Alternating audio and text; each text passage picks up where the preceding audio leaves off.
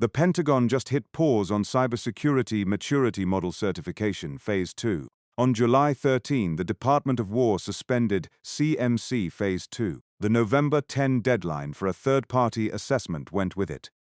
Contractors are celebrating. Some are canceling their prep right now. That is the mistake, and I am going to show you why.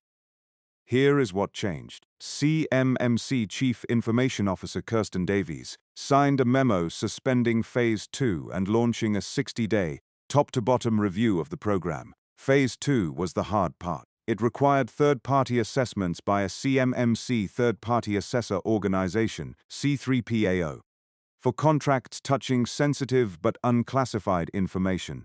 That is the phase most of you were dreading. That is the phase with the deadline.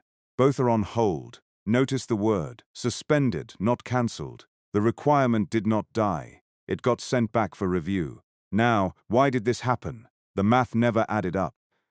Over 100,000 defense contractors needed a C3PAO assessment. Roughly 100 assessors existed to do them. You cannot run 6 figures of assessments through 100 people before a hard deadline. It was never going to happen. Davies said it plainly. Prohibitive compliance costs, severe shortages in assessment capacity, complex regulatory timelines. That combination was pushing small businesses and new entrants out of defense work. Entirely, the program built to protect the supply chain was shrinking it. So, the Pentagon pulled the deadline and opened a review instead. Here is where ISOs and contractors get burned. The headline reads, CMMC suspended. The instinct is to close the binder and move on. Do not do that. Nothing about your actual obligations changed. Phase 1 self-assessments stay in force. They went into effect last November, and they are still live. DFARS 252-204-7012 still applies. Your Supplier Performance Risk System score under 7019 still applies. Your NIST 800-171 requirements went nowhere. The assessment got paused. The security requirements did not. If you stop, you are non-compliant today, with or without a deadline. So here is the move. 4 things. 1. Keep your NIST 800-171 self-assessment current. Do not let your assessment go stale. 2. Keep your SES score honest. An inflated score is a false claim, and the enforcement risk did not pause. 3. Keep closing POA and EMS. Every open item is work you will do eventually. Do it now while the pressure is off. 4. Watch the review. The RFI responses are due August 14.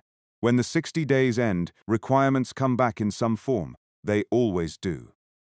The contractors who keep working through the pause are the ones who win the re-compete contracts. When Phase 2 returns, and it will. You want to be ready, not scrambling. I am tracking this review as it unfolds. A few things I am watching. Does the assessor pipeline get fixed?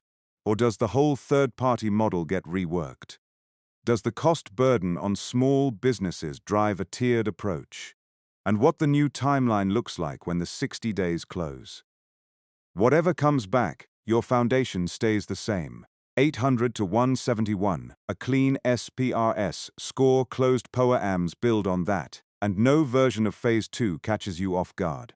I am putting out the full breakdown of what changed and what did not. It is free. Link is in the description. If you found this useful, subscribe. I break down the RMF and federal compliance mess, so it actually makes sense for the people doing the work. Keep your score honest. Keep closing findings. I will see you in the next one, the Practical Assessor.